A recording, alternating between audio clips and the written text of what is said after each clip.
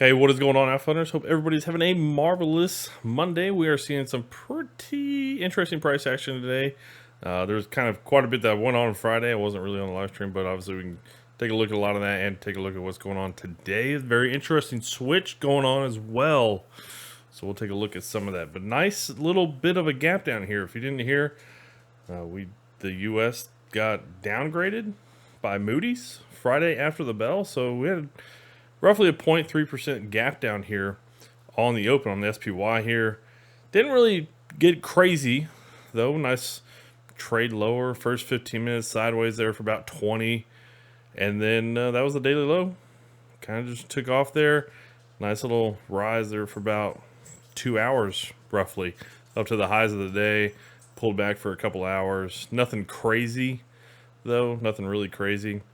About an hour and a half of it, I guess. And then about 30 minutes ago, nice little 15-minute pump. Past 10 minutes or so, nice little pullback. So that's kind of where we are now.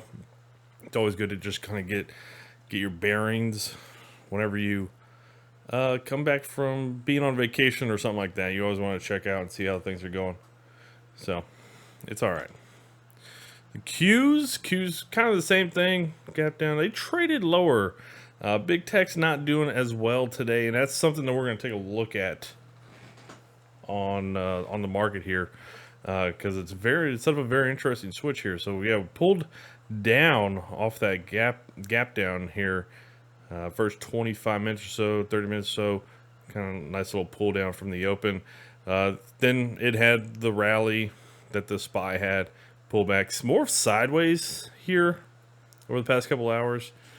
Did get that 15-minute bounce, and then 10 minutes coming into the hour here, a little bit of a pullback. So kind of interesting. IWM, nice little gap down, traded sideways here for about an hour, and then it got going on a rally very strong here on the IWM during that time period. But you can see how strong it is. IWM positive because of this rally that it did have between 9:50 my time and about 10:50. So it lasted about an hour. So I guess it was 10:50 Eastern to about 11:50 Eastern. So yeah, about an hour of rally there on the IWM Russell 2000. So looking pretty good. Didn't pull back nearly as much, I'd say, either. But that hour rally looking really solid. DIA gap down. Didn't really trade lower on the open. Kind of just traded higher a little bit. Sideways consolidated. Pushed higher. Pulled back. Okay. Looking pretty good. I would say that's probably one reason why the DIA is looking the best out of these five here. Mostly they weren't as bearish on the open. RSP, the equal weight SP 500, nice gap down. Okay, like it rallied initially, kind of dropped off there, new daily low. Then it rallied, pulled back. Okay. So it seemed like even on the open, the SP 500 actually was seeing flows. Just wasn't big tech, because you can actually see the Qs here dropping pretty good. And that's where, yeah, you can see the SPY was just kind of flat during that kind of initial time period. All right. Okay. Let's go check and take a look at some things. So, one thing that's very interesting, I'm going to have to dual screen this because this is a very important thing to know. And this is what I would be a little bit cautious about here for the next couple of days. Allie, how are you? So let me get Qs set up here. Day. There we go. So right there. All right. Right there. I'm going to get rid of that. I know there's a lot on the screen here. So what I want you to kind of observe is, I don't typically use this thing that I want to use. They don't even have one. Okay, that's fine. So you got a little bit of a higher high here on the SPY, and this is kind of something that's very important to kind of watch as these start to appear and kind of appear. You have a lower high here on the Qs, okay? And then we have a little bit of a pullback during said pullback. Kind of lasted a good while. You can say it kind of lasted down to this point, and we bounced. But we kind of come down to this low here, and there's another one, right? We have the SPY continue to make lower lows, and this is where the Qs actually make higher lows, and then we have a little bit of a bounce here. Didn't really happen here so much, and if I actually remember, I think it did actually happen intraday on that morning. I think Qs gap down traded higher and didn't make a new low really on the gap down. The SPY actually kind of did. It rolled over I think 30 minutes or an hour later, made a new low, and the Qs were already kind of running at that point in time. So that's why you don't really see one there. And it's kind of a similar situation here on this kind of turn as well. But I'm not going to look at the intraday ones. Now, what's really interesting is this time period. We get to this mid-October kind of time period. We have very subtle higher highs here on these wicks over a couple days. And the Qs actually have lower highs over that time period. So a little bit of a higher high on the SPY, a little bit of a lower high on the Qs, and that's typically what you were kind of looking for. You're looking for the leadership. What leads the market is changing, right? It has changed directions already. The Qs, the low that we had in late October, higher low, right there on what day was these?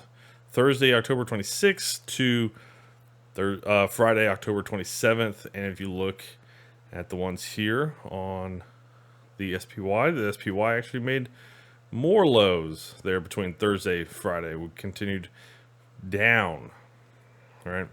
So that was kind of the indication the Qs are changing direction. The tech leadership that has you see these patterns all the time.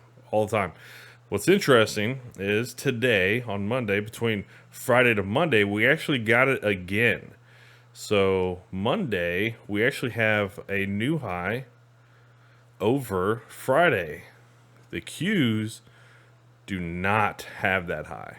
So that is something that I wouldn't be surprised if we do pull back a little bit more this week. And that might be a little bit of a tell. That's about the only thing I kind of was seeing today, because you look at the intraday kind of price action, you see that we clearly did make a new high here on the SPY. And that's really, kind of interesting.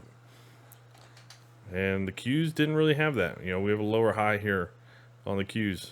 So SPY, higher high, Qs, lower high. And typically when we do see that, that is when we get the, change of direction, or, a move then start to happen into a bearish direction, right? So if we have that higher high on the Qs, higher low on the Qs, but we have a lower, did I just say that wrong? If we have a higher low on the Qs, compared to a lower low on the SPY, then expect, probably bullishness to follow. And that's kind of what we've gotten here over the past 2 weeks on the stock market. So that's the only thing that really kind of caught my eye this morning. And I was definitely going to mention that on the live stream today if we hadn't done that. So if we went in tomorrow and the SPY then made a new high and the Qs did not, mostly because of how strong Friday price action was. Right? Very strong price action on Friday. Was not on the live stream. Really didn't even see anything that was going on with the market until I got to where I was traveling to. So yeah, very nice bullishness there. I think I probably would be leaning maybe a little bit more bullish towards the year end, but I don't know. I'm not really changing my mind about we see lows come in. I think they're just going to happen in Q1. So that's just kind of where I'm at with that. I don't think we're going to see bad economic data, but then I don't think we're going to see data that's going to make the Fed reduce interest rates, and all that we can get into looking at right now. But anyways, these are just very important things to kind of be looking at as, you know, the Qs are making higher lows and or just divergences. If we're just seeing divergences between the SPY and Qs, look at whichever one the Qs are kind of leading and go in that direction. And honestly, you can go in that direction on the SPY because the SPY will play catch up, right? The SPY's gonna play catch up. So you got like this one here in mid-October where the Qs are already starting to sell off. Well, you can take that opportunity to say, hey, SPY makes a new high, then I'll just go bearish on the SPY, expecting the SPY to kind of play catch up into that bearish direction. So use the Qs as kind of be a little bit more of that fortune telling and give you kind of the stepping stones of where to go on the SPY, kind of say. So yeah, very interesting. We'll see how that plays out. We are going to get some data tomorrow morning, and we'll take a look at that right now. Let me just get rid of all these lines. So let's take a look. So Ali, you said, hey Neil, no decline in this market. How can this be? I have no idea because people keep buying stuff. That's why. Honestly, it just comes to the top end. It just comes into the top end tech names. That's literally it. And it's so crowded. Like, it's just so crowded. I have no interest. I just got nothing. Got nothing for you on that. I don't want to buy. It's like buying any asset that everybody already owns. It just devalues that asset even more. All right, take a look here at the VIX. VIX, nice little uptick today. Pulling back here. I still think, honestly, I don't know if the top is in. I mean, I could see us still continue push higher on the market. I go back to SPY. I can see us still continue higher on the market. Maybe we pull back a little bit this week. Friday was a pretty aggressive bullish day, and I don't really even know why it was. It just was. Yeah, I mean, I could see us pull back some this week. What were the moving averages? Because they're kind of extended from the moving averages a little bit. Yeah, I mean, they're about 2% away from the moving averages.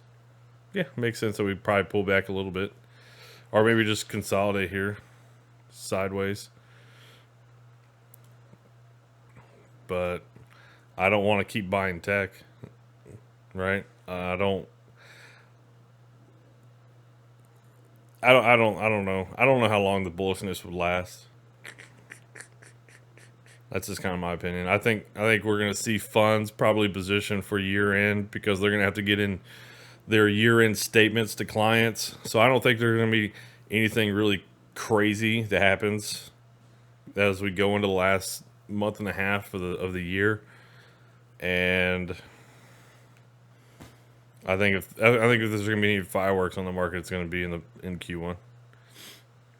That's just kind of my thoughts, my perspective, I guess. I wouldn't be looking for anything crazy. I don't know if we get back down to this low. I don't think we'll get back down to this low by year end. But I also I don't know if we take out this high either. So like July, the late July high and the late October high, we might just trade in the range between them. Right? We only got like 4 or 5 weeks left on the market for the year. Whoops.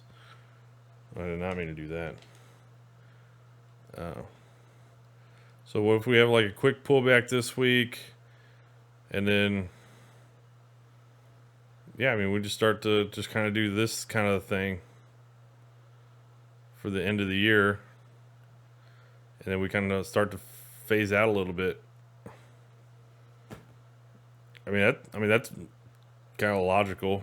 It makes sense that we might continue to push highs. But to say that we're going to keep going up at the pace that we did over the 2 previous weeks, there's no freaking way. The market just doesn't do that. So I do think the top's still in. I mean, we still haven't.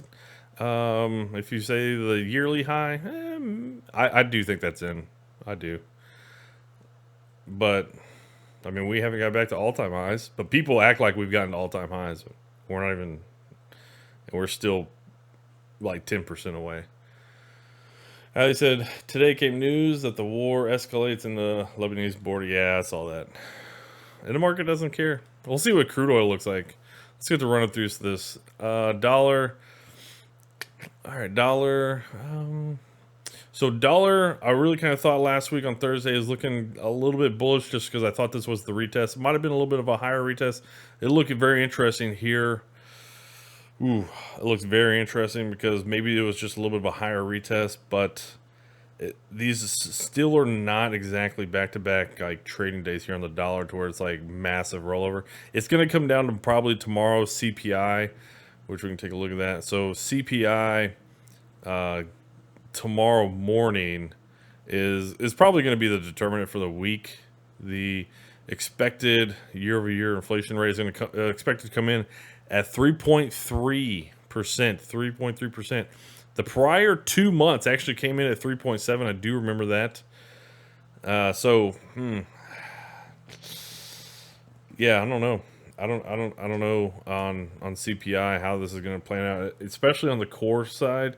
The core is heavily watched right now because this is the one that the Fed can really impact with interest rates.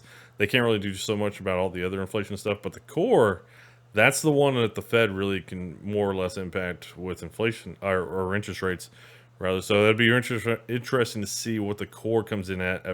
Right now, it's expected to come in at 4.1%. So we did see yields. I'm going to take a look at yields real quick. So we did see yields pull back a little bit to start this month, right? We saw that a little bit, and that's kind of coming off the press conference from the FOMC meeting, and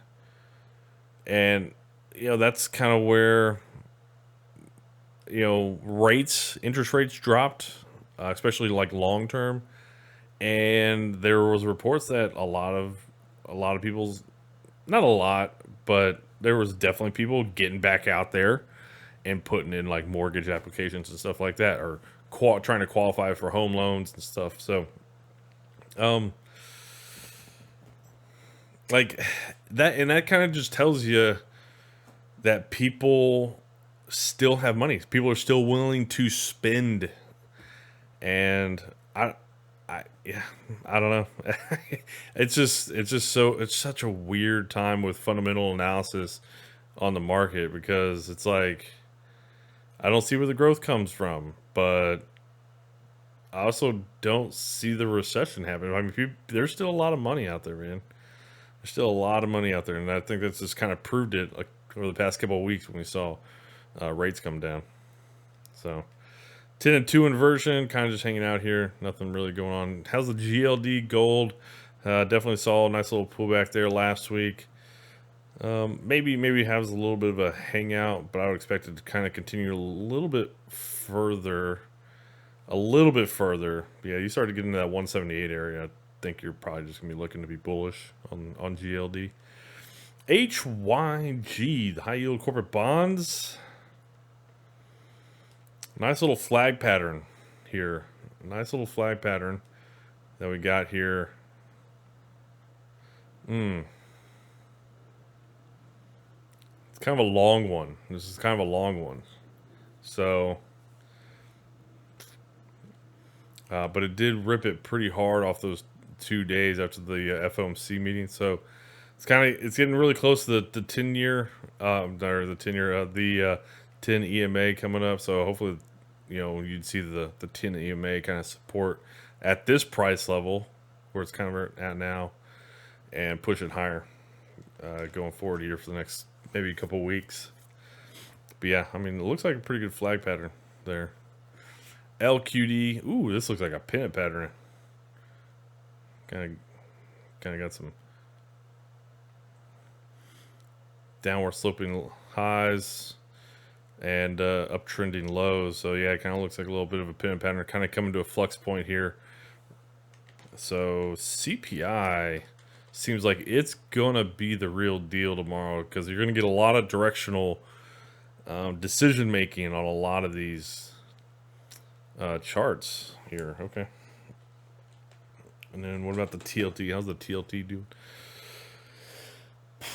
So the TLT looks a little Not as bullish. I don't know. This one looks a little bit more confusing. You definitely have some higher lows coming in through here, but you don't have that pennant pattern like the LQD does. You have a little bit more of a sharp sloped, like lower highs coming in here over the past 4 trading days. So that's very interesting to look. So it might have just been, kind of like the Q SPY kind of divergence. You might see a little bit of a divergence there between the LQD and the TLT on this little high that it had here last week. That's very interesting on the TLT. I don't know if that sets up more bullish or bearish, and honestly, the LQD has a little bit better of a setup and definitely much more of a pennant pattern. HYG definitely has like a nice little flag pattern kind of coming in here. Okay.